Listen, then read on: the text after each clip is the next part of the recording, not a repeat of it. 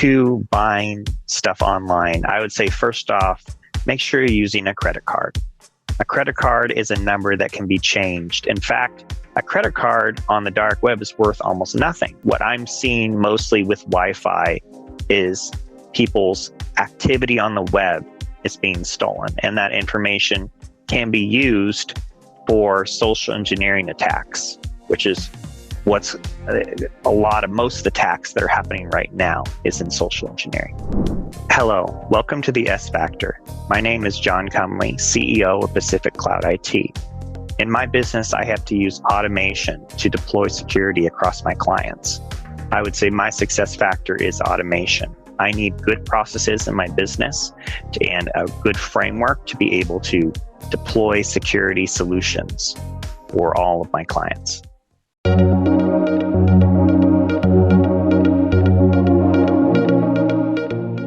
Hello, John. Welcome to the S Factor. Happy New Year. Welcome to 2023. Very excited to have you as our first guest for this new and exciting year. So how are you doing today? I'm doing excellent over here. It's just a little rainy out here, and we're just trying to stay dry today. Okay, perfect. Well, it's cold in Toronto, so it's probably a little bit better where you are. Okay, perfect. Yeah. So it's a very important topic we're going to be talking about today, cybersecurity. Yes. Could you tell our audience your background in cybersecurity? So I would say my background ultimately started in technology. After working on completing an engineering degree in electrical engineering, I transferred over into business with computers. It started in IT. I was securing people's homes, securing people's small businesses. And I did that for about 10 years until I transferred over into complete and only cybersecurity. During that time, I gained various certifications and traveled around learning from cybersecurity experts on how to better protect businesses and standards and frameworks. To this day now, I am doing a risk management firm and a full cybersecurity service. Excellent. Thank you for that. Majority of our audience are small business owners, solopreneurs, people who have started their own sort of side gigs and side hustles and that kind of thing. So let's start off with the most basic approach towards cybersecurity. I have my laptop, I have my phone, maybe I also have a desktop. How do I go about protecting myself? I think really for everyone, they need to understand that right now, with cybersecurity, with the way the world is changing, they need to consider a framework. And there's a framework that everyone can follow. When you're trying to address cybersecurity in your personal life, you want to consider a framework. The first thing you want to do is identify all the different things you need to secure. Perhaps it's your email, perhaps it's your computers or your phones, and you want to make a list of them. Once you have all of the different devices and emails, then you're going to begin the process of protecting them. And there's a variety of ways to protect your devices. Some of it's free, some of it has a small cost attached to it. When protecting your devices, I think the very basic thing, and I'm sure a lot of us have seen this, where you get like a text to your phone with a code, that's what we call multi-factor authentication. That's becoming more and more common. And most vendors or, email or your bank or everything, they give you the option to turn that on. Some, it's becoming more mandatory. So that's the minimum thing you should do. And you should do that on everything, all your emails, any website that you can do, put in there, because what that does is that for those devices that we've identified, it proves that it's you that is accessing those devices and not some hacker out there. Many people can steal your password, but you need to prove it's you. And another one of the basic things you should do is have some sort of protection for your devices. And I think one of the things I recommend for each person is to try and get into Office 365 if you have a Windows computer. Office 365 at a certain license, and it's even if it's personal, it's a small cost. It's for business premium. They give you a lot of the security tools that you need to actually protect your computer and your devices, whether it's a Mac or Windows or anything. Office 365 can go in and protect it. It has malware protection. It has ransomware protection, phishing protection, all of that, all included with that license that costs right now, depending where you're at, sometimes about $22 a month. I recommend having that and using that tool. You may have to spend some time configuring it, and there's lots of videos, or you can hire a professional for that. But out of the box, there's some security defaults that are in place that will allow a lot more protection for all the different aspects of your business or personal life. Another thing that I recommend is to get a password manager. So as we know, a lot of people, when it comes to passwords, they come up with the same one. Sometimes the same one they had since they were a kid, like, their dog's name 205. And then we're going to make its dog's name 205 exclamation point. So a hacker may be able to find out what that password is by many different means, by stealing kind of your information. And they're going to try all different variations, and they may get access to your other account. So what a password manager is something that you basically will have one password, and then you'll log in and you'll be able to have a list of all your different passwords, and you can create strong passwords for each account, passwords that you will not necessarily remember at all.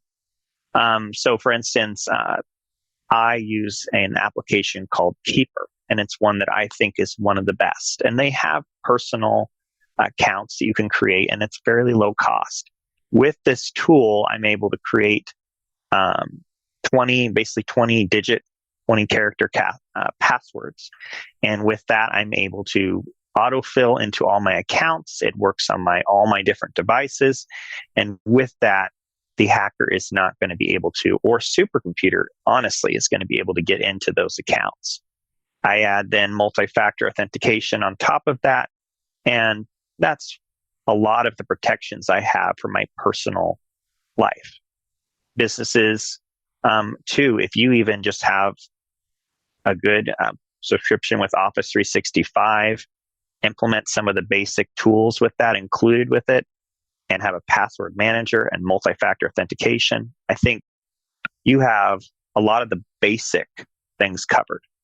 There is lots of configurations needed in this, but they do have defaults, and the defaults, I think, are a lot better than where most people stand.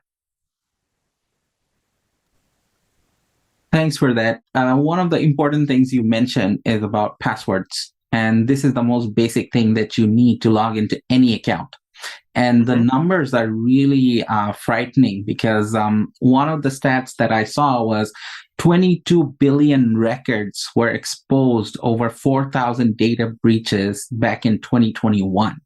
And I'm going to assume for 2022, it might be higher, right? So yes.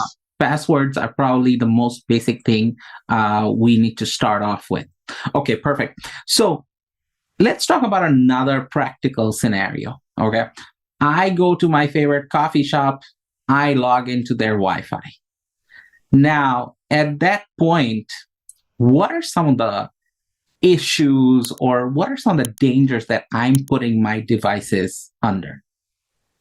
So when you log into someone's Wi-Fi, let's say, or a public Wi-Fi, as you would say at a coffee shop, you don't really know who else is connected with that. A lot of times these coffee shops may have just set up their Wi-Fi or their routers on their own, didn't necessarily hire a professional. And a hacker may have come in there and installed some things on the firewall and device just that can basically steal your information, or at the very least detect what websites you access and get some information about you. So there is sophisticated ways they can attack. A lot of the up-to-date operating systems are finding ways to block those types of attacks. But what I'm seeing mostly with Wi-Fi is people's activity on the web is being stolen, and that information can be used for social engineering attacks, which is what's most of the attacks that are happening right now is in social engineering. Could you give us a more in-depth look at a social engineering attack? Because I know I've heard about it. I have some idea about it, as I'm sure most people do, but I don't think we fully understand what that exactly means. Social engineering. There's a number of different types of social engineering. I think one of the most common ones we know of is phishing. So when you receive an email and it looks like it's something credible, and you click on it and you give information, you submit that data, and the information you submitted could have been your bank account or something like that. Another forms of engineering is when somebody contacts you and they basically offer you money in exchange for you to exploit vulnerabilities at your work, for example. We are seeing the rise of this ransomware as a service, and people are basically people that don't have any technical background. They are getting, they are paying for a subscription for this technical tool that they can send out to people and say, hey, if you give me access to your admin credentials at this university or this giant corporation, we're going to pay you $20,000. And people are like, oh my gosh, here you go. I love $20,000. And as the economy is shifting, more and more people are giving away their credentials, giving away access. And ultimately, these people are able to push out these ransomware viruses that take over entire organizations. So that's a very interesting thing you mentioned, and I watched a documentary on this, several of them actually. So ransomware attacks, from my understanding, you click on something and basically all your data is locked. And you have to pay through Bitcoin or some crypto, and essentially they give you a password to get all your data back. I mean, that's a very basic understanding that I have about ransomware, right? So, two things I want to know from you, John. One is, what is a ransomware attack, if you want to go into a bit of detail, right? And the second thing is that how do we protect ourselves from getting attacked? So, ransomware attacks usually come from compromised machines. And a compromised machine usually is something that a hacker has already made his way in, possibly through social engineering or some malware where they put on the machine, and they're waiting and investigating, looking at everything to see if this is a target they would like to hit with ransomware. They are probably continuing to do their social engineering's attack, gathering information. And once they've basically gathered enough information, they know this is a good hit, then they are going to deploy ransomware. And what usually happens is everyone's computers or the source of their information gets locked down. And so everyone else's computers may get a message that says, you have been ransomed, or you need to pay this a certain amount of money to unlock and decrypt your data. Other times, people will many times receive a message that says, we're going to share this data out to the outside world, which is another thing that I think some organizations realize if this happened to them, they would no longer be in business. So those two threats are causing people to want to pay this ransomware that they may or may not get their files back.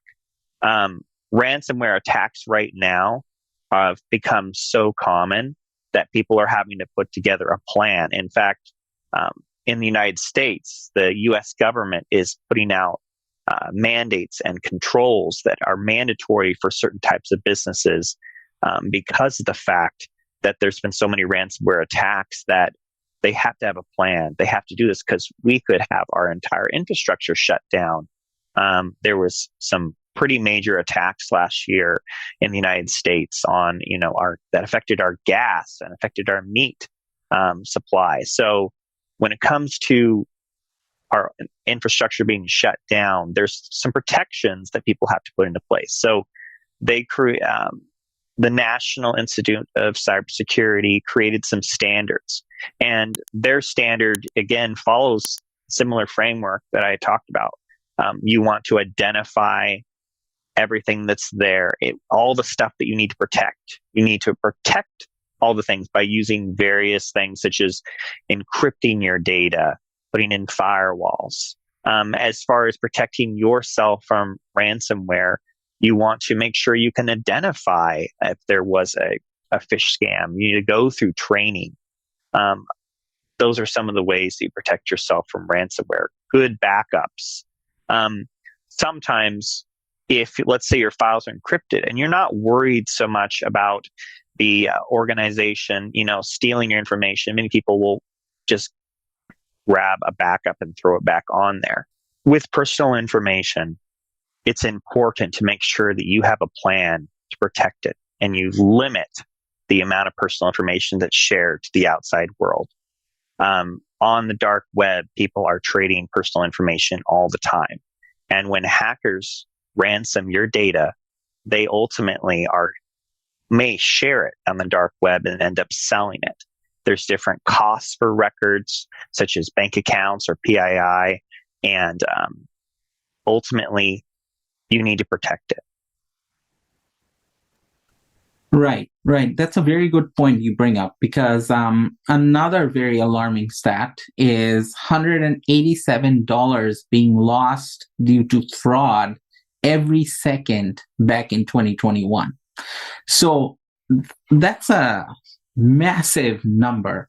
So in terms of just protecting my personal information, right? So obviously, some of the basic things that people should be doing is not clicking on links that they're not familiar with, obviously, not downloading files that they are not familiar with, or not being sent by someone who is, known to them.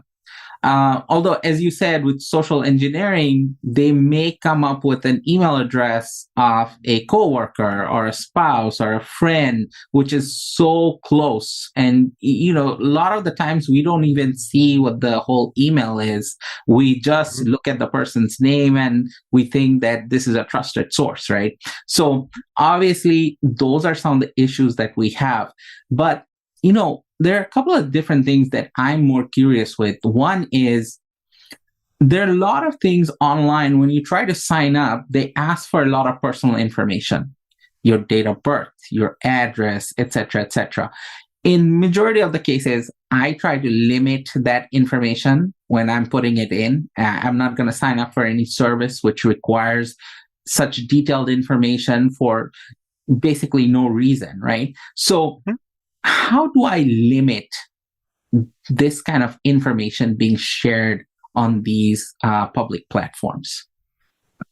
So I think it's important to understand that whenever you sign up for something that could be free on social media, stuff like that, they're sharing that information out.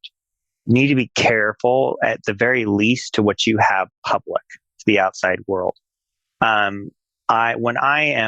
Sometimes people hire me to basically make their Facebook unhacked or make it so they don't get duplicated. And a lot of what I tell them to do is limit the amount of information you have exposed. So when you have your phone number or your email address, hackers can use this information to get access to other different things. So when you're putting information, if you receive an email, always verify if you're having to put information that you're actually giving it to the person that actually you want to give it to. So if the bank sends you an email saying, please log in, perhaps you should call the bank and ask them, did you send me an email? Should I be logging in? Most of the time, it's not the case. It's some sort of phishing email. So I would limit what you put out to the outside world. I would be very careful about it and just, in a way, keep the information that you have that's personal, lock down the settings, your privacy settings and security settings. Okay. One of the few final things that I have, And again, I've been very curious about these things, and I'm glad that I have you as a guest today, and I get to pick your brain about these things. So, about credit cards, is there any way that I can protect myself when I'm actually buying something online? And is there any way that I can sort of mask my credit card details when I give it out to certain sites? So I think that there's a popular service that has been used, such as like PayPal, for example. So there are ways in a way to authenticate with certain websites without giving your credit card, or to, let's say, use a like something like Keeper that's going to save your password information, and it's going to populate it right in there, send basically from an encrypted database into the actual website itself without having to type it in. So that way, if someone had compromised your computer, they're not going to be able to see what's typed. Buying stuff online, I would say, first off, make sure you're using a credit card. A credit card is a number that can be changed. In fact, a credit card on the dark web is worth almost nothing because people can change it very easily. Don't use your debit card. Use something that you can get your money back if there's any fraudulent attacks. Also, if you're worried about putting your number out there is services such as PayPal and other services that will actually, you log into PayPal, and PayPal does the communication between this website and your banking information. So those are some of the things I would do to keep that information private. That's a very interesting thing you said, was that credit card information has the least amount of value on the dark web. So if I turn that around, what information has the highest value on the dark web? I would say the highest value would be Social Security numbers, specifically Social Security numbers of children. The reason is that people can take that information, they can create new identities on basically the children's Social Security number before they become a certain age where they really check on that. So schools really need to have very good cybersecurity. Health organizations need to have very good cybersecurity, because those records are very valuable because of what they can use for crime. Okay, got it. Awesome. John, thank you so much. You've added so much value to the audience. If people wanted to find you, where would they look? So I would look, you can go to pacificcloudit.com, and I have a link down here that allows you to book an appointment where we can get a more personal strategy for your business. Right. And that link will be in the description below. Thank you so much again for your time, and I wish you a happy and safe and successful 2023. Thank you.